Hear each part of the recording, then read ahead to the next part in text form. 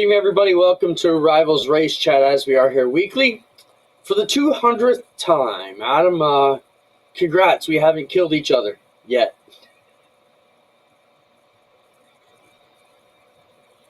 We've lived that for 200 episodes on the air. We've gone through phases where we tolerate each other, and phases where we're a great team, and phases where we're like, ugh, get his face off my screen. And, every point in between, it's how we roll. Yeah, I think we've learned more in the past 5 years how to tolerate each other than we have in the last 25 as we've been working through it. We probably should have dug up some old pictures and maybe if we get a chance to talk. But, our first guest is the reason we met. I was telling this story actually last night. I went out with a couple races for dinner and had a good time. And we got talking about how you and I met and how Glenn introduced us. Before my first year of being the announcer at Rush Weekend, you were a writer. And then the first full night for me, my partner quit, and I begged you to come back, and there we were. So all these years later, it's great to still be here. But first off, thanks to everybody who watches, participates, takes time out of their schedule to be with us as a guest, or you find folks who join us every week to watch, participate. It's amazing. And to the fans who come up to us throughout the season, and through your comments or what you want to hear, just play along with the inside jokes. It means a lot to us, so thanks so much. The fans that join us, they are the inside jokes, right? There's different ones, not that our fans are a joke, but they create a lot of it because we've always been so interactive. It's not that we feed off our fans, it's that we need them for information, because when we don't know what to talk about or when we don't know what we're talking about, quite often we'll have someone chime in and say something and give it life. I mean, someone asking about the banana suit. I mean, that was pretty interactive creating that. But really, it's always been the way, right? Is people being involved, and we are just a couple of the race fans. We just happen to have cameras pointed at us now and then and microphones in our hands. Yeah, we have a few good guests coming on tonight. First off, one of the guys who came up in the chat last week when we asked who you want to see, Glenn Styers, is going to join us and talk about all the crazy stuff he's got going on. Man, if there's a guy with more energy than Glenn, I don't know. I got to have breakfast with him today, or brunch, if you will, so we'll talk about that. Alan Labrosse is going to come on. He's the new general manager of NASCAR Canada. They just announced a new rebranding in the schedule today. We'll talk about that with him. And Todd Lewis is going to join us as well, one of our broadcast partners that we would participate throughout the season covering that series. On the dirt side, we reached out to Max McLaughlin too. He's unavailable. He's at a sponsor dinner. But Adam, you mentioned he'd be with us next week, so we'll bring Max on to talk about his foray from the big block modifieds into the full-time late models on the dirt. Anything you want to say, Adam, before we bring the boss on? And I say that because he is my boss. No, I think you covered it, man. It's the fun thing is, we have yet to encounter a guest or a potential guest who just says, no, not interested. You know what I mean? We have a good enough rapport with a lot of people that sometimes it's a battle technologically to get them on and get it working. But generally, people are willing to come on. So we're pretty lucky that way. Let's bring Glenn Styers on to join us now. Glenn is in the GSR training facility, which is actually located at the Speedway. Glenn, welcome to the program. And first off, maybe that's a good place to start your workout regimen. You go at it hard, man, and you're real dedicated to it. Talk about your workout program and why you're doing that. Well, I'll tell you right now that I give myself a 90-day challenge. I want to get into the Chili Bowl at 195. I started out at about 240, and within 4 weeks, I'm around 220. So I cut 20 pounds pretty easy. The next 10 pounds is going to be a little bit more tough. And the last 10 pounds are usually really, really difficult.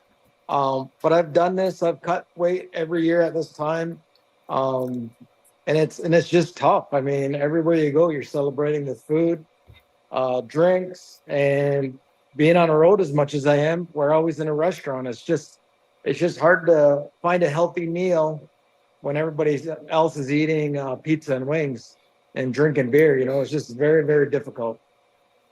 Well, one of the things that contribute to that, Glenn, could be that you've got the camera pointed to your gym right now, but if you turn around, you've got a luxury kitchen attached to the gym, so you could prepare anything you want. Maybe we should leave the food a little farther away from the training facility.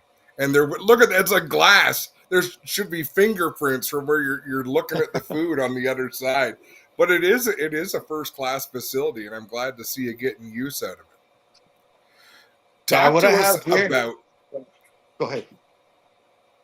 I was going to talk to us about running the Chili Bowl. That's I don't want to say it's a young man's race, but that is some hairy racing out there.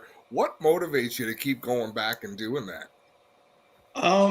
So it's one race where you're hanging out with all the superstars. Everybody and anybody can be there, can be showing up, and it's probably really the only chance I could race and run with. I mean, I know Kyle Larson hasn't been there for a while, but some other superstars. I sponsor Cruz Pendragon, so he's putting a team in together down there, and it's really just a chance to just go hang out and have a good time. I mean, there's nothing better than that. I really don't know how many cars I have in that race, but I'm gonna guess probably 6, 8, maybe. I don't know. I kind of lost count. Glenn, you've got all these associations, you've met all these guys. Let's talk quickly. I got a few names. I got a few things on my topic list here I want to touch with you tonight before we really go.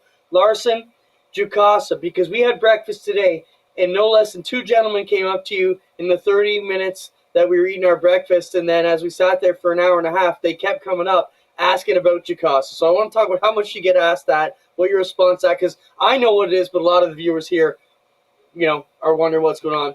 Talk about the Snowball Derby, your association with Trayton as well. So maybe, first off, Jukasa, how do you respond to that? Everybody expects you to save all the tracks.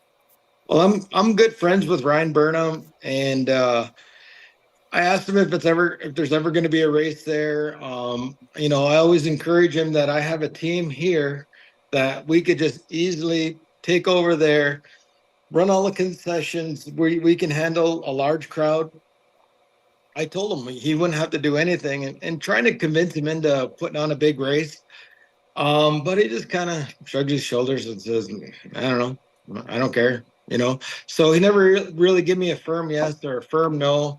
It sounded like there was some possibilities there a few times, but it never ever amounted into anything. So if he comes and says, okay, I'll take you up on a deal, me, you, Adam, will get the job done. We'll make it happen. Right on. Let's talk about your association with Larson there. And Adam, do you want to follow up to the Jukasa deal? Only that I sent Spencer a picture. I put a picture in the chat talking about Glenn having trust in the team and Clinton and Adam. This goes back, I would say this picture is what, Clint, around 2003 maybe? No, this is 98. I know it. Roll it, Glenn. You introduced us, and here we are 27 years later. Show up the picture, Spencer. That's when we were kids, and we're still there. The sad part about it is I could still get into my suit. I don't think Adam's getting anything into any part of that suit. No, probably not. I just noticed that I have an ear for let's just call it what it is. I got an ear for talent, and there was a few guys throughout my racing career that I said, "You're going to be on TV," and they laughed at me. Next thing you know, they come up to me and say, "Glenn, you were right." So I just know that voice. I can hear the enthusiasm, and right away, even when I heard Greg Callen's voice, I was like, "Whose voice is that?" Track him down, get him here, and he's with us today for a long time. And but yeah, just an eye for talent is my best way to describe it, and I like what I hear. So let's run with that a little bit, Glenn, because recently you showed off pictures, and it's similar but different, of your pavement racing facility, and it's probably as impressive racing shop as there is in Canada, but for the number of cars that are there and the beautiful epoxy floor, what is your vision? What's your long-term vision for Glenn Styers Racing on blacktop? So what I want to do is, first of all, I got to redeem myself. I didn't get a very fair deal my first 2 years out with WMI, and I just want to redeem myself. I know I can do it. I passed in the races. I passed some good cars, and I wasn't able to maintain the position because the car just wouldn't handle. And we're either catching on fire, burning up, or blowing a transmission or motor. It just wasn't it just didn't work out. So moving on, I'm going to prove to the racing world that I can build a shop, I can run it, and I'm confident I can run up front. If I don't do it every week, I'm going to do it once in a while, and I'm going to pass a lot of cars, and we proved it. We've passed cars. We were moving forward, and then just bad luck. The car wouldn't start. Car blew up. It was just circumstances really beyond my control, and I'm hoping I can fix that. Glenn, let's talk about your mental attitude. I know it's not lost on you that you're racing against kids like Trayton who've been doing this discipline of racing since they were 12 years old, literally. And here you're coming in with 2, 3 years experience, and your experience is balls to the wall sprint car. And you were the most balls to the wall guy we ever had, I think, out there, or at least one of them over the years. So how hard is it for you, A, to calm down, but B, this is going to be a process. So everybody around you expects results, but I think from the beginning you've had a mental picture that this isn't going to be an overnight package. Well, I'm going to tell you, a lot of people said, Glenn, are you going to go there and practice? I said, no, it's just an asphalt track. And have you ever been there before? I said, no, it's going to be my first time. And they said, you're not practicing? I said, no, I'm just going to show up and run. Boy, was that an eye opener. And now when I go to the States and I see all these guys, they practice 5, 6 days a week and go through, I don't know how many tires, and they're just running and running and running. So I didn't prepare for that, but I am preparing for it now. So I'll end up doing 10,000 laps in the US and various tracks. And hopefully I can get dialed in by far better than before. So when I come back in May, I should be sharp. I should be at least doing better than I ever have. And again, I got to get my body weight down to 195 so that I'm more consistent. Trying to get that extra 40 pounds turning left and right is just hard to do. So again, Trayton's only 150 pounds. It's hard to really compete with that body weight. What are your aspirations for Trayton, Glenn? How long do you see yourself being involved with them? Are you involved in their long-term plans? So what I did is I needed help, and they needed help. So I said to Trayton, I said, I don't see any name on your car. He goes, I think we're done. I don't think we can run but 2 or 3 more races. And so we made a deal, and I stuck to my end of the deal. And so I slowly start moving my cars over to his place, and they found a lot of problems wrong with them. And start to realize I wasn't the problems, that the cars were not prepped properly, weren't maintained properly. And so that's why I said I have hope, I have a chance. And again with Trayton, I have a budget set up for him. And that's how I set it up. And his brother, Caden, I helped him in Florida. He was doing a fundraising or something, and so I sent him a little surprise and helped him get to that race. And then again this year, helping Trayton put a super late model together for the snowball. And but yeah, I mean, that family is so tight and so amazing and wonderful, and I can't say enough about them, that I just want to be a little tiny bit of their success. And I love what he does. Like, it's just incredible. I'm going to throw a follow-up question in here, Clint, because Glenn, I've been around the NASCAR Canada since 2007 when it started. And I've watched so many people with a lot of money come into this series and try to succeed and fall short. So, how humbling was it for you to realize no matter what you spend, it can't bring you the speed that having quality people around you is going to. You still need the money, you still need to spend the money. But were you surprised how important having the best people around you giving you advice and working through setups, how vital Yeah. that is? Yeah, 100%. Because what happened was, just like anything else, races are won in a garage. And if you can test and study on the TV, you can have a driver coach explaining to you where to brake, where to accelerate, where to turn. Um, you have a chance. But with the WMI car, it just wouldn't turn. It was just pushing all the way through. And 2 years and never really solved the problem. And we went down to the snowflake, and the issue followed us. So I just give the car to Trey and I said, see what you can do with it. He put it on the pole the first race, and I think he finished second, but he still said it had him pushing it. He couldn't drive it. So what was happening with me and me trying to tell the people what's going on, they couldn't fix it, but Trayton got it going good. So again, I'm hoping that I help him, he helps me, and I redeem myself. That's all I want to do. Snowball coming up in a couple weeks. You're going to run the snowflake. He's going to run the snowball. You leave mid next week for that, and that's a bit of a process, Glenn. Going back there, what's the biggest thing that you think you got in your pocket now that you're coming back to a place and you've seen it before? Well, we were going to take the WMI car. I seen Trayton was building a new car. I helped him put that car together. So what I did is I put the brakes on my WMI car.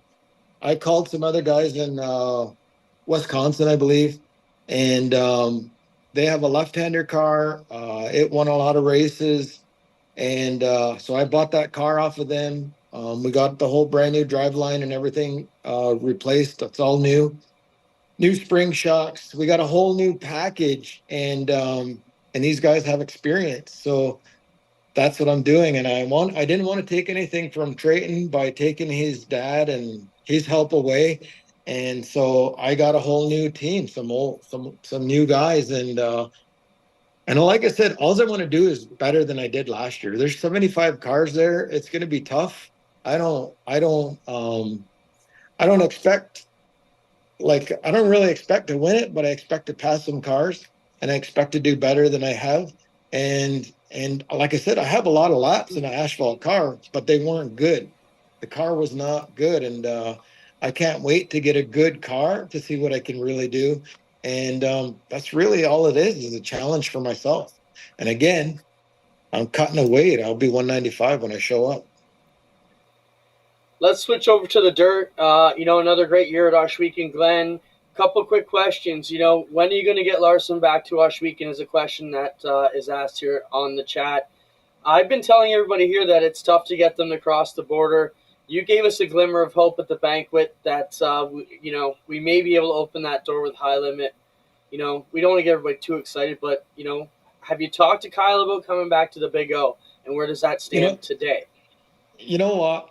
I call him, I message him, I talk to him, and I pretty much beg him to come and race with us. And I think once we prove that the GSR cars are a solid contender and win and run, um, I think that they might be interested in coming in a midweek show. He made it clear that he wouldn't drive like a late model car. He was sticking to his cup stuff, and so I never bugged him anymore about that, and just continue to bug him on the 360 cars. And you know what? When the stars line up again, he may just say yeah one day. Right on. Adam, what you got? Not a whole lot more, Glenn. Just congratulations on Friday's banquet. I mean, what was there? Close to 700 people in that hall at Carmen's Banquet Center. You've come a long way from Merritt Hall. What was Ancaster's place called at the fairgrounds there? Merritt Hall. 80 people. Yeah. Yeah, It just was it was so much easier back then, and it's so much tougher now. I don't know what I'm complaining about. I just sit back and watch.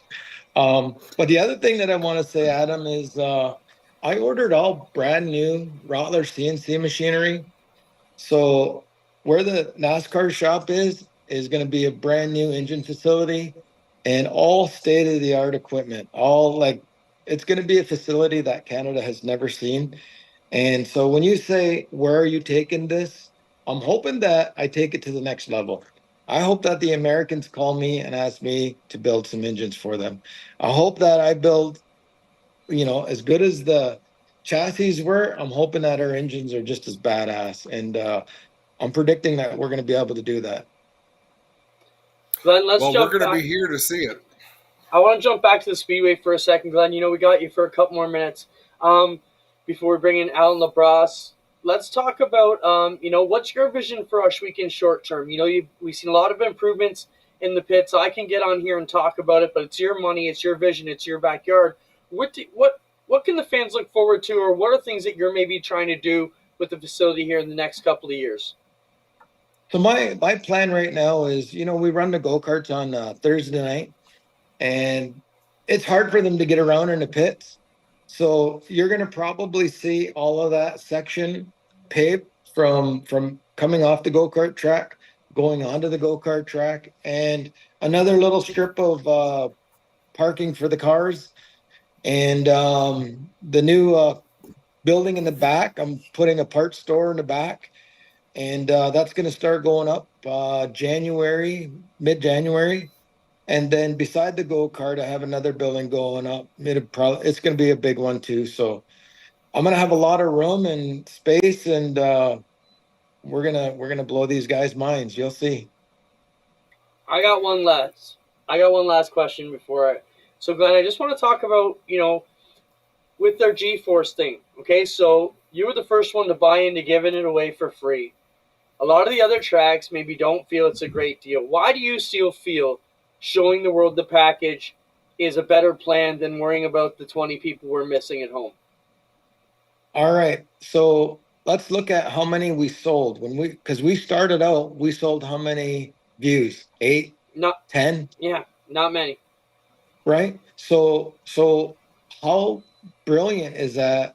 Trying to sell 10 spots and you're only getting $80 and it's costing you what, $400 for production. And if you sell it and you get 100,000, 200,000 people, what are your sponsors going to do? They're going to jump on board and they're going to want to be a part of that. And how many times have I told you, we would go to a sponsor and they would offer us a deal, but it wasn't cash. And we'd walk out and I'd say, Clint, it's going to be bigger than you think. And guess what? We're on NASCAR Daytona 500 ads every week. Like, just think about the way that worked out for us. And it's doing the same thing. It's incredible. It's been great.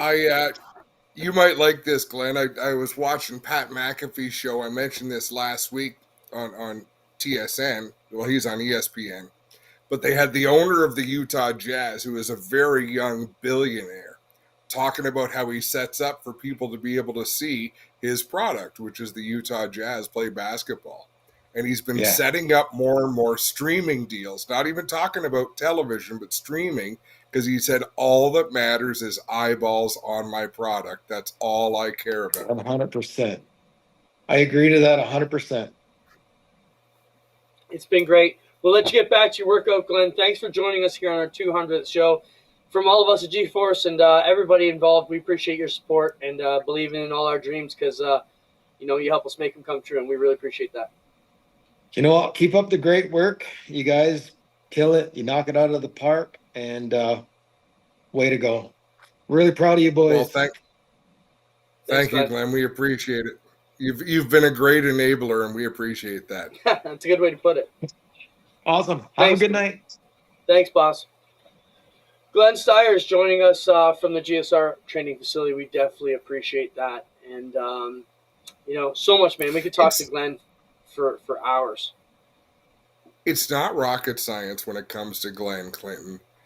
And you've talked to him, I think, more about this sort of thing than I have, but just positive energy, the aura around somebody, and he's almost frustrating to deal with because his mind works in ways that's just different than most of us. But there's so much positivity, and if we have ideas, they're certainly not all good ideas, but he just feeds off the positive energy and Yeah, lets us do, supports it and gets behind it. And he wouldn't even need to know what the heck it is. He can just feel if someone's enthusiastic about something, it's just the positive energy that it seems to fuel him. yeah, and like you said, I think enabler is a great way to put it.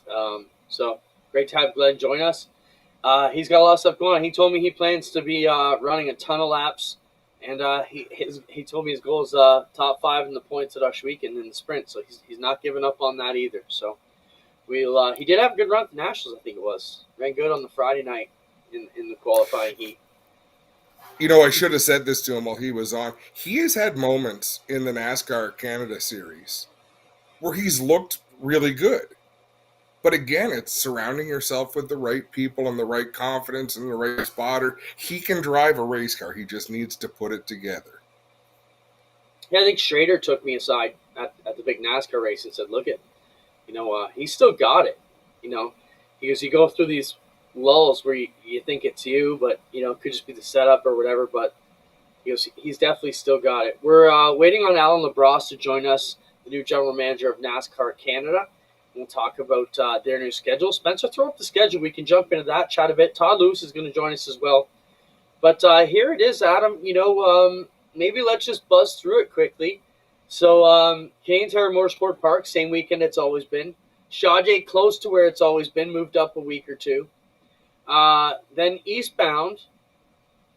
And then you've got Riverside for a doubleheader. Adam, maybe you can speak to Riverside. Let's just run through it, and then we'll come back to Riverside. Then we go to Oshweekend for a Thursday night dirt show. We can talk about that. Then we got they're switching around the Western swing, so they'll go to Saskatoon first and Edmonton second this year.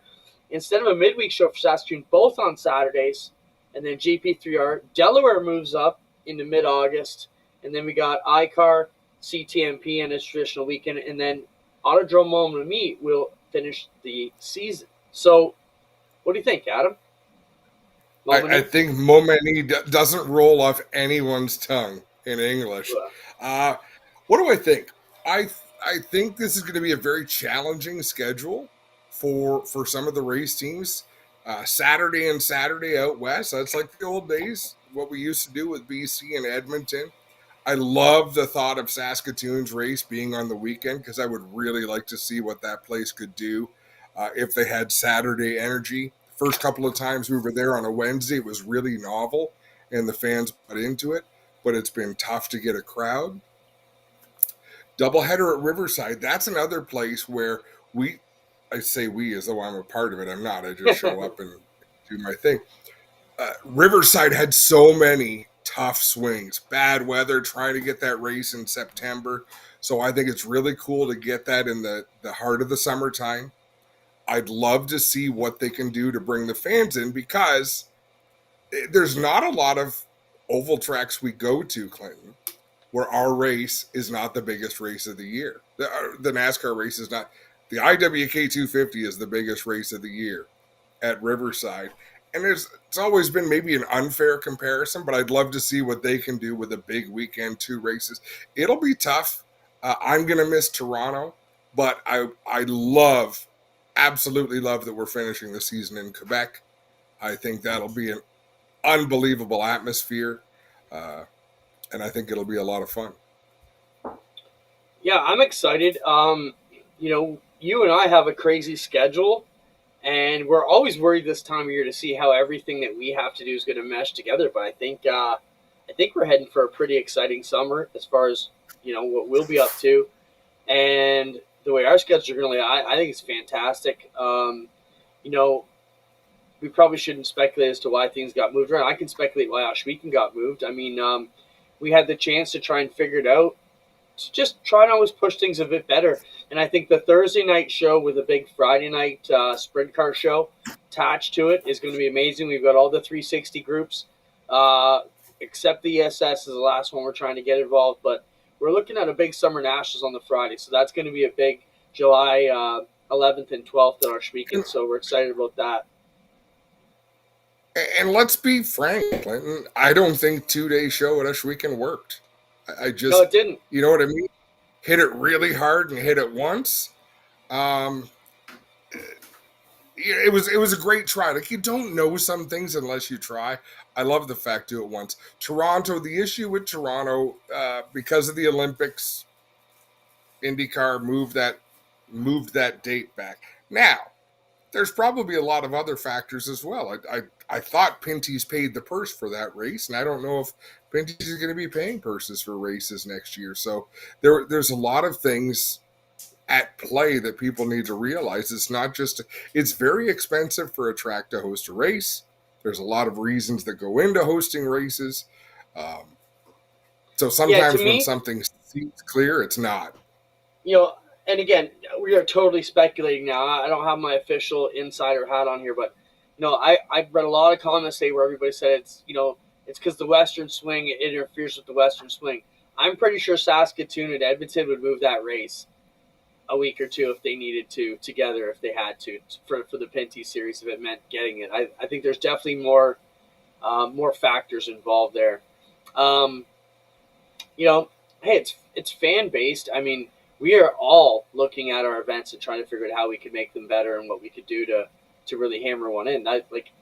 I can say from the Ashweekend side that I know we kind of isolated a lot of our big events into being just sprint car events. So you're going to see us try and tie in to that Thursday, Friday now, the late models, the sportsmen, you know, the crates, the minis, the thunders, try and get everybody involved in that weekend that we can. And that's hopefully will turn into a good party and a good crowd. And, you know, if we get everybody into it, you know, it's been great. Not sure where Alan Labrosse is. I figured he might have been here by now. Yeah, he did receive my message. Oh, he says it's not working yet. Okay. All right, I'll try and send him to something else too, because we definitely want to hear what he has to say about the situation and his new role. So I'm going to tell him Clinton will email again. Mm-hmm. Nothing new here, folks. There's always a little bit of challenge. And again, talking about the folks, Ontario and Quebec are two provinces in Canada. They are both part of our great country. So NASCAR Canada is well within its purview to go to either province. And it's not a battle of one or the other. It's a matter of who are the promoters that are willing to put up a purse to host a race, and where does NASCAR see value in that race? So it's not always, oh, Sunset lost a race and Montmagny got it, so I better be angry at Montmagny. Well, no. Brian and Sandra Todish may have had their reasons. I believe, and I don't even know if they chose not to have a race or if NASCAR chose not to go there, but you can't assume that one had to leave because something else wanted to come along. Just like, what was it, Riverside last year didn't get a race because Ashweekend got it. Well, that doesn't make a whole lot of sense in my universe. No, and even from some of our inside talks, you know, people are speculating why races got moved. Sometimes it's the promoter that wanted to move it. You know, it came together. We wanted to move our date from August to July, and it just so happened that fell into NASCAR's kind of plans too. That they wanted it to move that way also. So it all worked out. Why don't we run a couple Burger Barn videos of the week while we wait? Here, Spencer. What do we got? Let's see. These are Burger Barn videos of the week. So, first up, just run it. Oh, so this is Sheldon Hodgeschild. Just listen to him on the gas. This is time trials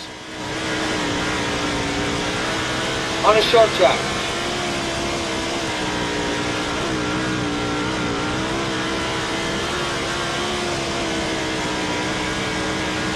Look at the work on the brake pedal.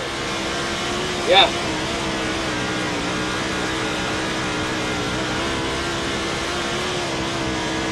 That's good, Spencer. So that is around a bullring racetrack in a 410 sprint car, foot flat on the floor, and just feathering a little bit of brake in there. You know, when you see the cars from the outside on, they're so violent, but then in there, it's just so calm in the wheel well. You know, That's what's so crazy. And whenever we have cameras focused on a driver's eyes, the intensity of the focus, even though everything around them is shaking and it's chaos all around, but the eyes are always just focused on what it is they're doing. It's amazing to watch. Again, I've said this countless times. I don't care whether you call them athletes or whether you call them artists. It's amazing what they're able to do. all right, let's roll the next one. I'm not sure what we got next on cue. Oh, so Adam, this is a race from Britain, I believe. So I can't figure out what these guys are doing. They're trying to drive over each other. It's like a race, but it's a crash fest.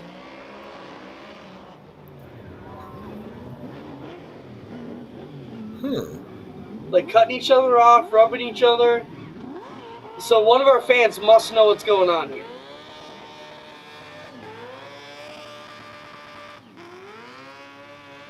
I'm impressed with the RPMs.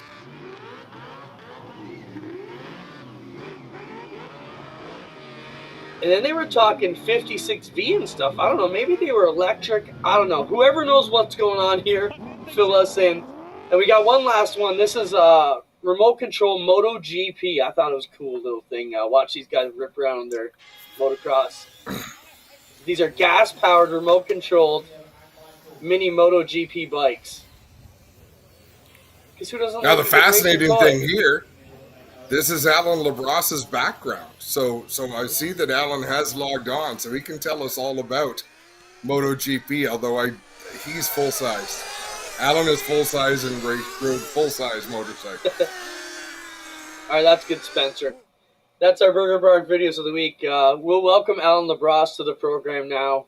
Alan, welcome to the show. Great to have you with us. From our perspective, it's been a long winter for our fans. Even though it's only been a couple months, it seems to me like they get hungrier and hungrier every year to get things out earlier. You've been feeling the pressure, I'm sure, in your new role. But welcome to NASCAR Canada. Welcome to the rebrand, and thank you for getting the schedule out. Well, thank you for having me here. And first of all, my apologies for being a few minutes late to the grid, but I feel welcome. Thank you. No, you should, Alan. And what amazing credentials. For those who don't know, Alan, could you give us some of your background in motorsports? Because it's quite impressive. My background goes a long time. I've been in the motorsports for 45 years, albeit I started young. Basically, I'd like to say that I've been in all of the gardens of motorsports. So from a competitor standpoint, whether it be on two wheels or on four wheels, open wheels, closed wheels, one wheel, sometimes on a wheelie.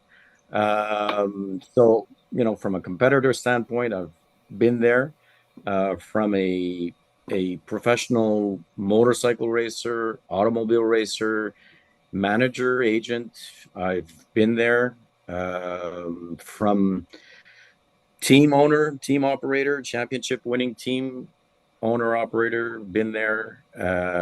Racetrack promoter, owner, been there. Producer of IndyCar races in Canada, been there. So I guess, I don't really want to talk that much about myself, but I mean, I do check all the boxes, go ahead. It leads nicely into it. I wanted to give you somewhere to go. It leads nicely into why this and why now.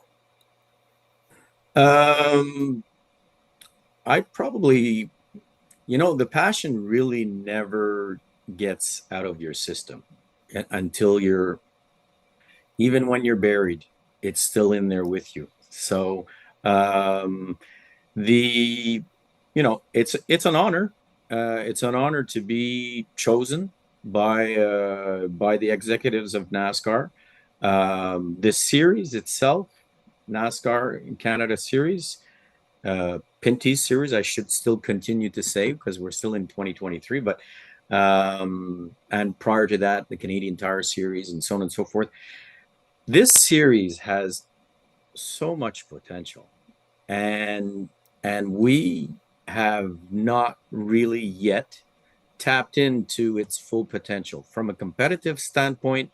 The series, the drivers, the teams are very good. Like I would take the NASCAR Canada series drivers and teams and put them up against anybody. Okay, so and in a whether it be the Mexico series, the new Brazil series, the European series, and some of the American series, we have outstanding drivers that bring us really competitive, entertaining races. Now, we are now just, I think, entering the years of bringing NASCAR Canada to a next level, being very proud of it, and making it, hopefully trying to bring in new fans, undoubtedly new sponsors. We came out with the calendar this morning. There's no series in Canada, no motorsport series in Canada that goes from Newfoundland to Alberta, and we as Canadians must prioritize it, be proud of it, and elevate it to where it should be at a next level. So we also have the privilege to be branded NASCAR. I look at some of the other professional sports that we have in Canada. Obviously, we have, Toronto has almost everything, not an NFL team, but I mean, you have the basketball, you have NBA, you have Major League Baseball, you have NHL. Toronto is and Ontario are very spoiled with the professional sports that they have. And NASCAR is, and I didn't do any research when I'm saying this, but I mean, I would probably think that NASCAR is among the top 4 professional sports entertainment in North America, for sure. The top 2 brand names in automotive motorsports. You have NASCAR and you have F1. It's two different cups of tea, but very high profile. And like I say, I think we're very fortunate, NASCAR in Canada, that the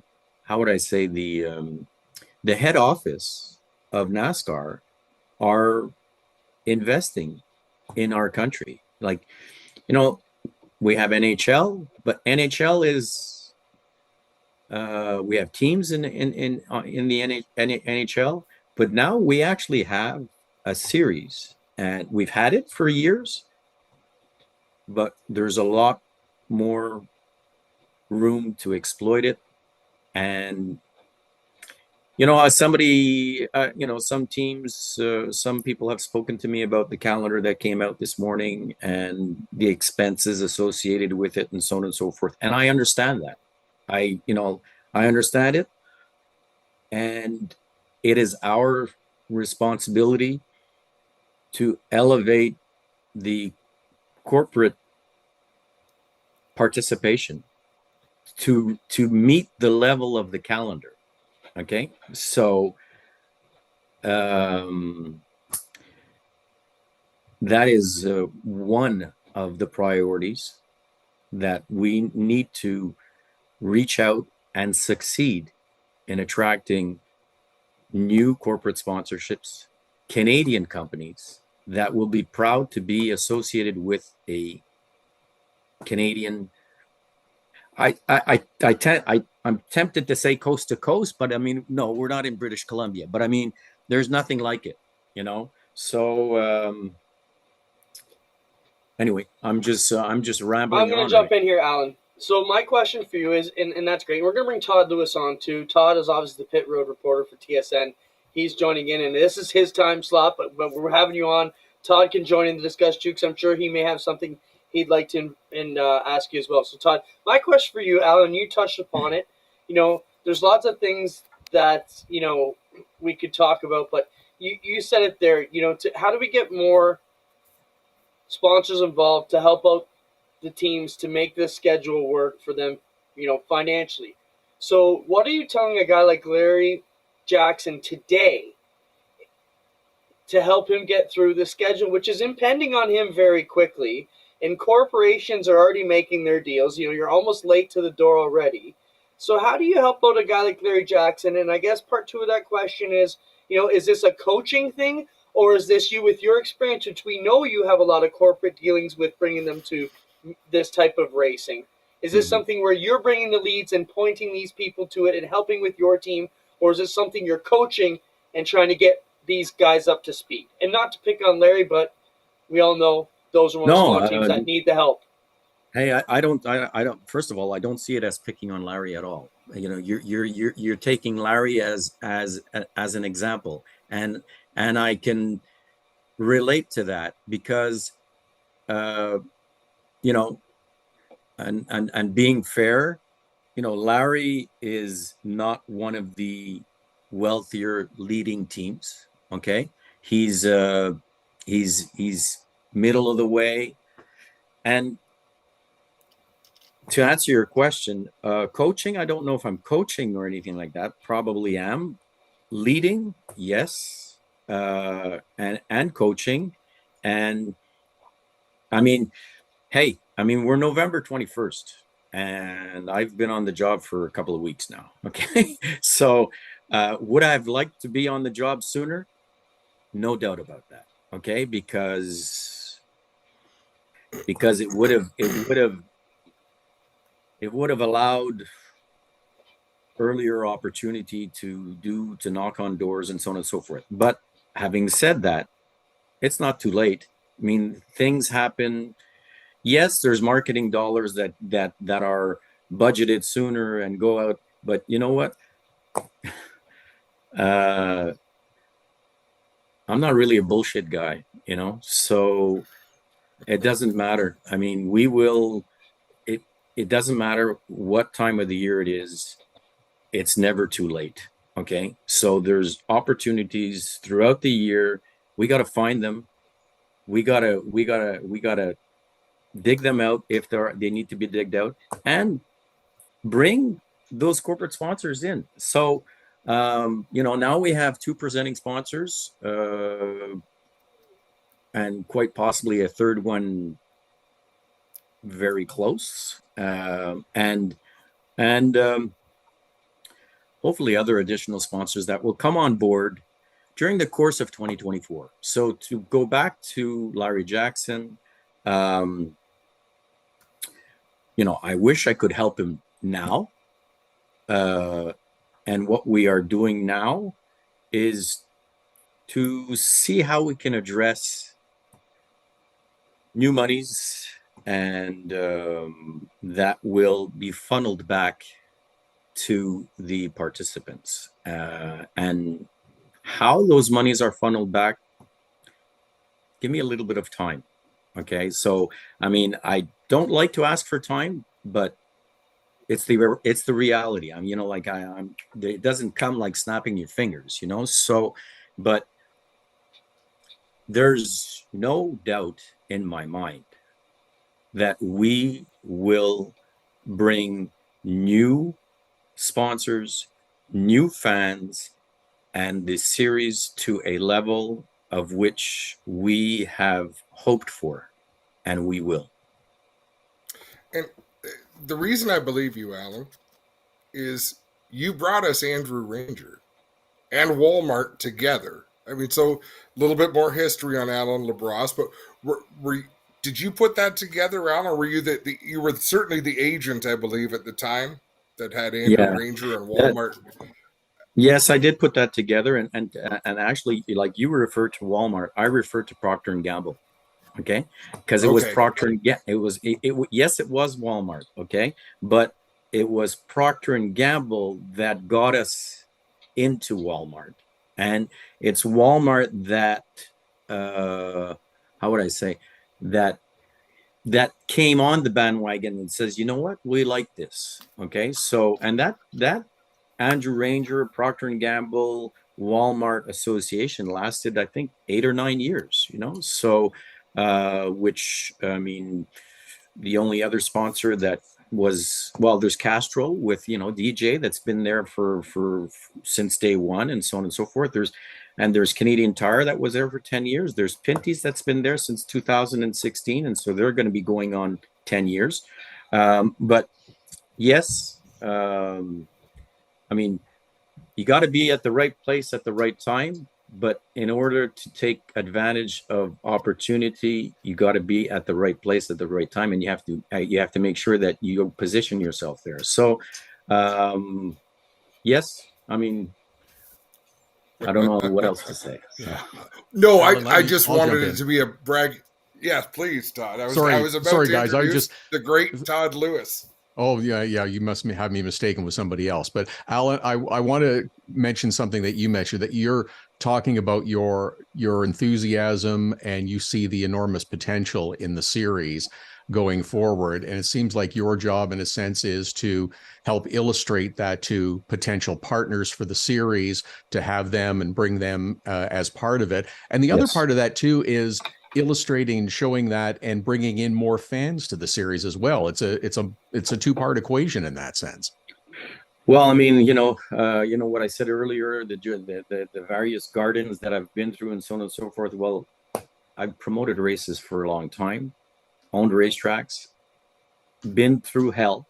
Okay, with like it's a rock. It might all look good and so on and so forth, but it's a rock and roll ride. Okay, and you have to be, I shouldn't say hard-headed, but you have to be obsessed, with it's like it's no different than a competitor. A competitor is obsessed with, if he's really a competitor, he's obsessed. He has to be. And now I don't like to I shouldn't use the word obsession, but I mean, the goal here is to succeed and for everyone. Okay. It's not just NASCAR. It's not just the track owner. It's not just the teams. It's the whole party. And, fortunately, I have experience with dealing with all sorts of, you could say, issues or whatever. But you know what? Hey, we're there to solve them. We're there. I might sound like a salesman. I've never considered myself a salesman, but have done relatively well. Okay. So, and now we have to sell this thing to some new corporate partners. If I say obsessed, I'm obsessed with that. Okay. And if we succeed in doing that, well, it'll be very beneficial to the industry, to the series, to everybody. So, I mean, I might be sounding like Santa Claus, but I mean, it's not, it's not that. But one thing for sure, people that know me, and I'm talking a lot now, which, Adam, you know me for a few years. I'm not usually the most talkative person. Okay. So it's results. Results will speak much louder than what I'm speaking here right now. And that's it. It's results. That's it. It's whether it's a result as a race car driver winning the race, or whether it's a result as a team owner, as a track promoter, filling his grandstands and providing people with entertainment, or a sanctioning body. Anyway, Alan, I sometimes got I one just for you. go ahead. So let's talk about the series and some inside business. A lot of the teams were frustrated these last few years. You know, they were frustrated, they were angry. You know, how do you fix that and make them feel like you're saying all the right things today? And I don't think it's just bullshit. You know, you come with a great resume. You came highly touted. I don't think there's one person who isn't excited to have you at the helm. And I think that's going to bode for you. But, you know, what's the biggest thing you're doing now to bridge the gaps with the teams? Are you reaching out to them? Like, what's on your list outside the marketing and the corporate and the sales? Mhm. What are you working on today, even though you're only a couple weeks in? Well, I've already spoken with a few teams, and I haven't spoken with enough teams yet. But if I'm going to answer your question, the first thing is communication. The very first thing is communication. Okay. So, and communication goes both ways. That means listening. Okay. Listening and, and making everyone part of the solutions. So, I mean, frustration comes with criticism, comes with frustration, comes with sometimes just problem seeking, not problem solving. Okay. So, hey, I understand. I understand teams, and I understand, and I'm frustrated I wasn't here sooner. Okay, so put that apart. Okay, I mean, maybe I shouldn't even say that, but hey, that's how I am. So go ahead. Is this one way of saying we should be racing in Montreal in 2024, Alan? Is that kind of frustration, or is there different deals to be put together? I mean, there's so many things that are so close to happening, and you now have to walk such a fine line because you work for Big Brother, right? But your passion is there, your drive is there, so Well, it's going to happen. One thing for sure. The people at NASCAR have hired me, and they know that I don't necessarily sugar candy the stuff, you know. I mean, and you know, fortunately, I always feel like I have some independence, you know, not miles of independence, but I'm so straight arrow to go to your 2024 Montreal thing. I really had nothing to do with that. I was kept aware of some of the developments and so on and so forth. It didn't materialize for numerous reasons, some of which I don't know. I can't say that I know. I think that I know some things, but I can't really attest to it. I know for sure this, that, and that. But we have, and when I say we, I'm saying Canada, we have an opportunity to host a cup race in Canada. We must not drop the ball. Okay. And I say we as the country, as potential hosts, potential racetracks, different options. But these opportunities, when's the last time? And I don't even know. I'm asking you guys. You guys are the NASCAR specialists. When's the last time a cup race took place in Canada? Todd, we'd let that one go to you, and then you're up for your question. So, I believe there what would be considered was a Grand National, if I'm not mistaken, called then at the CNE Stadium in Toronto. That's how long ago a cup race was in Canada. No, that was 80s or 70s, 50s. No, 50s.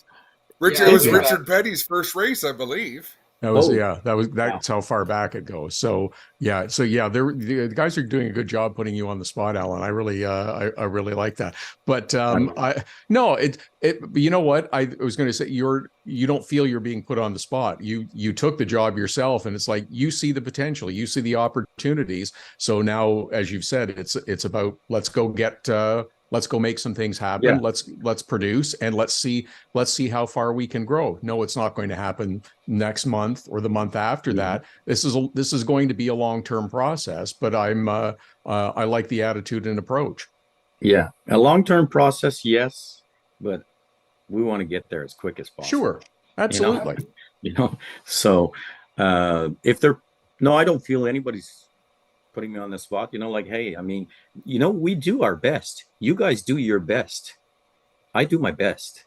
Okay, and if we can go beyond the best sometimes, well, sometimes wherever that is, hey, I mean, and we have a team of people. There's some good people at the NASCAR Canada right now.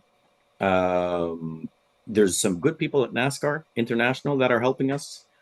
So, do we have all the resources? No, but we have enough to make it better. Okay, so we have enough resources now to make it better, and hopefully, not hopefully, I don't, we just need to get more resources from ourselves. I'm not going to go ask NASCAR in the US or Daytona, hey, we need this, we need this. No. Let's get it ourselves, okay? And let's show how good we can be, okay? I mean, I mentioned, I think, Mexico and Brazil and Europe and so on and so forth from a competitor's standpoint, the quality of our competitors. Well, there's the quality of our competitors, but there's the if we want to have bragging rights, we got to be the best. Okay, so until you're the best, shut up and work. Okay, so I'm going to look at Mexico, and I'm going to look at Europe, and I'm going to look at Brazil, and I'm going to look at Canada, and I want to be looking from the top of the box. Okay, so I mean, hey, am I putting a lot of pressure on myself? Yes. But that doesn't kill anybody, does it? It's not the first time either. No. Right. I would expect nothing less, Alan. I really appreciate you taking the time to come on. And we're going to be talking to you throughout the winter because it's a hot topic. And I'm looking forward to what you put together here. We've seen what you've accomplished before, and I think this is an exciting time. So on behalf of Clinton, myself, and Todd, thank you so much for stopping by, and we'll be staying in touch. Thank you for having me anytime. Right on, Alan. We appreciate it. We'll be in touch. Alan Labrosse, everybody, the new general manager of NASCAR Canada. Thanks, Alan. Todd, hang around. We're going to talk to you shortly. Sure. Todd Lewis is with us here, and we get ready to wrap up our last few minutes here. Todd, thanks for joining us. I think we're all quite confident on where the series is headed, and as three broadcasters who follow it, I feel quite confident in what Alan's going to bring to it. So, let's talk about that first, Todd, and then the schedule. I was excited. What do you think? I think Alan's skills are very suited to what's needed. As he's detailed, he's been a part of the business from all aspects, whether it's track owning, promoting, teams, drivers, racing himself. I think he's well suited for the position. I'm excited to see what he can bring as well. The schedule is nice to finally see in official form. That I think that's going to excite a lot of people, particularly the expanded East Coast run, the return to Riverside. Everyone loves the track. It's going to be interesting to see what's happened to it over a couple of seasons and a couple of winters since the NASCAR teams have been there and raced on it. I think that will be an intriguing part of the process. 2 races as well on back-to-back days, I think, is very exciting. So having an expanded East Coast run, I think is great in terms of looking at as a NASCAR coast-to-coast series to have 2 races on the East Coast. New venue in Quebec. You guys see it up close and personal as everybody does when they attend or when they watch on the stream or when they watch on the television broadcast. The crowds are great. They're super excited and enthusiastic. When someone makes a pass out on track, if it's at Chaudière or GP3R, people are standing up and cheering with their fist thrust up in the air. That's the kind of passion that you get for a pass on lap 42, which I love to see. So Momini has been trying to get a NASCAR race for a long time. They've succeeded and they've got the season finale. It makes sense that Saskatoon is now a weekend race. It was nice for a couple of years to have a midweek race and then a Saturday race to keep the trip a bit shorter. But you know what? It's going to be best for the track and best for the crowds to have a Saturday night race and see what you can do at that facility. So in that aspect, I'm super excited. Adam, you alluded to the Montreal 24, and that didn't happen. Oh, okay, I don't know all the reasons why, but it didn't happen. I know some people are upset about Pinty Series not racing at the Toronto Indy in 24. If Montreal had happened, I don't think anybody would have been nearly as upset because you'd be going to another big city. But let's hope that it's just a 1-year absence because Toronto had to shift their date in the summer into July. And it's one of those things. If you'd tried to squeeze it in or shifted the West, then you'd have been Toronto, Saskatoon, Edmonton, GP3R in back-to-back weekends. And that's pretty much an impossibility. Just want to jump in here quickly, Adam. Todd, what do you hear of an insider? Is this just a 1-year move for Indy, or they're going to jump back, or, sometimes they stay? What are you hearing?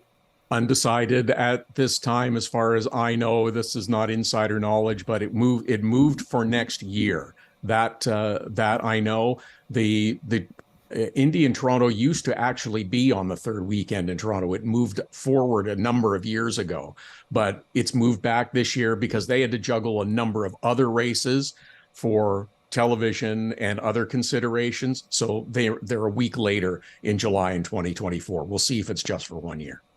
Got it. Fellas, I want to go back to Alan Labrosse, because for those of you who this was your first experience with Mr. Labrosse, he was the promoter for a lot of years of the owner and promoter of Saint Eustache, Autodrome Saint Eustache, which hosted the most dynamic and exciting, forget about the racing surface. It was always exciting and tough joint, but the atmosphere was always electric. And I think if I had to use one word to describe Alan Labrosse and the times that I've dealt with him and watching him do the things that he's done, it would be impressive. He always carries himself with a certain degree of decorum. And geez, every time you see him do something, it's phenomenal. You might not have picked up on that in the 30 minutes or so or 20 minutes we got to talk to him. But Todd, how would you describe Alan Labrosse if you had to tell someone who didn't know, hey, who's the new GM in NASCAR Canada?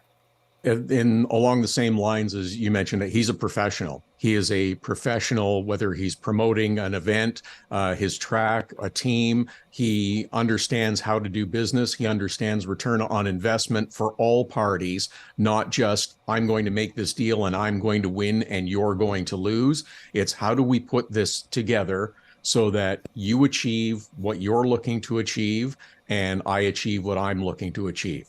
So if he wants a sponsor for the NASCAR series in Canada, he will show them the benefit of being part of that series. He'll show them why it is in their best interest to be part of that series and convince them that this is a wise investment for their promotional and or marketing and advertising dollars. It's not just, hey, we run a great series and it's in front of a bunch of people at some big racetracks, you should support us.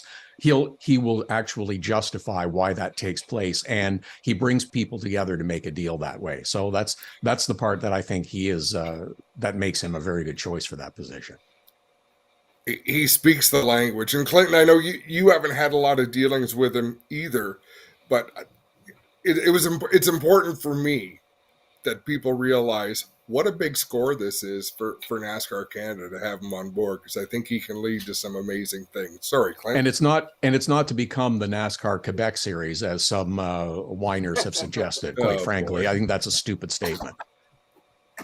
The internet was never the brightest apple in the basket. You're always going to get some of that. But Yeah. Todd, we appreciate you coming by. I'm excited for this series. I think it meshes really well with a lot of the other stuff we think is going to come out here shortly, and I think I'm excited about it. One last thing, I hear everybody excited about Riverside. I've never been there. Why should I be excited to go to Riverside? What is it about that everybody talks so positive? If you There's like side by side racing at a high rate of speed, I think you'll be impressed with Riverside. That's what I needed to hear.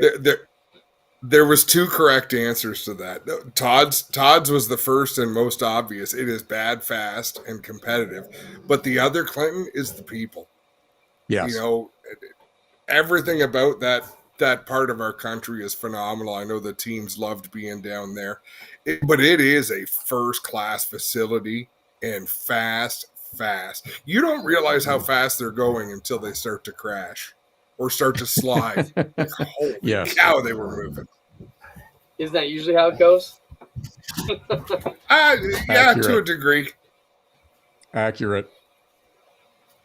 All right. Well, thanks for stopping by, Todd. Anything else you want to get off your chest before we just get out of here? All good. I noticed on your lineup that you're going to make mention of Ken Squire. Yeah, and what a tremendous voice. And when he passed in the last few days, it was a sad loss. You knew he was nearing the end of life. But listening to Ken Squire, when he was on radio, he had great words to describe the action, and when he was doing television, his great words enhanced the action. It wasn't just about manufacturing hype or stating the obvious. His words added to the broadcast. So someone to admire from that sense. So yeah, sad loss in the passing of Ken Squire. No, I definitely agree. Todd, I think, he's definitely one of the voices we grew up listening to. Mm-hmm. I've never asked this, Todd, and I've never heard you talk about it, but what was your inspiration to get into motorsports and get into the talking game? Like, who did you look up to? The inspiration was I talked for a living. I used to work full time in radio, and no one was going to pay me or allow me to get into a race car and drive it. So how could I possibly combine these two worlds? And so it was like, okay, well, I'll try this. And after a few attempts and all these years later, still learning as much as I can, as often as I can by watching and listening to others, then that's how I evolved into it. So I got terminated from my full-time gig when the company got sold. So I figured this is the time to try it. So that's how I got into it. Was that when Y95 went to Y108? I was gone before it went to Y108. So yeah. Okay. I lived those days in Steel Town with you, Todd. You were yes. I remember. You were my voices when I was learning to drive. Oh yeah. Adam, let's talk about who would have been your guy. For me, I'll go first because you just let Todd go. Ralph Shaheen was the guy that I always looked up to over the years and did a variety of different sports on Diamond P and TNN as we were a young guy growing up. And ironically enough, the first time I ever got on big time TV was Speed Channel at Super Dirt Weekend. When they did it in post like we do with Joel, he was the guy who did it post and threw down to me my first big time pit report. So that was kind of cool. But nice. Adam, who's an announcer you looked up to? It has to be Jack Burgess. From the late 80s, being at Oswego and Super Dirt Week. And as far as dynamics of a race broadcast, I don't think you could ever do better than Ned Jarrett and Benny Parsons and Buddy Baker. Benny Parsons, I just thought that they just delivered. They just brought you in. You might as well have been sitting around a campfire talking racing when you were watching how those people worked. But they also knew their shit. It wasn't just campfire humor and silliness. It was silliness with a lot of intelligence for what they were talking about mixed in. Yeah, absolutely. With listening to Ned Jarrett call Dale Jarrett's run to his first Daytona 500 win, going to Daytona and hearing the play MRN on the Motor Racing Network on the PA speakers, and Alan Bestwick was the host then, along with Barney Hall. The first time I went in the '90s, I mean that's going back. Mike Joy prior to that, and listening to Mike Joy take over from Ken Squire on CBS television when they were doing the Daytona 500. So yeah, there's been some terrific people to follow and admire. All right, well, that wraps this show up. It's been great. 200 times we've been around the track here. It's been a bit long 200 lapper, boys, but way to go, guys! 200, way to go! It sneaks up on you, just like our gray hair, right, boys? Sneaks up on you when you're not looking. It's there in full force. But no, good show. Good guests, good topics. Todd, thanks for coming on. We appreciate you. And Clint, it's been a fun ride, and we're just going to keep on doing what we do. Nothing. Yeah. We talked about this earlier off the air about, we talked about doing something big for our 200th show. That's not us. Bring Todd back so we can say goodbye officially, because he's still hanging around. Todd, thanks for coming on, man. Looking forward to another. Oh, we got rid of him. He was there. So, see you later, Todd. Thanks for stopping by. Great to have Alan Labrosse and Glenn Styers join us as well. But, only 37 more episodes so we can pass friends. Good one. I'm not. There's jokes there that I'm not gonna. Wow. Yeah. I'm showing restraint. Lots That's of stuff new. going on. Max McLaughlin's the one we're going to be working on next, and Thomas Meserol for Robbie Longboat. We got to get those dirt guys going.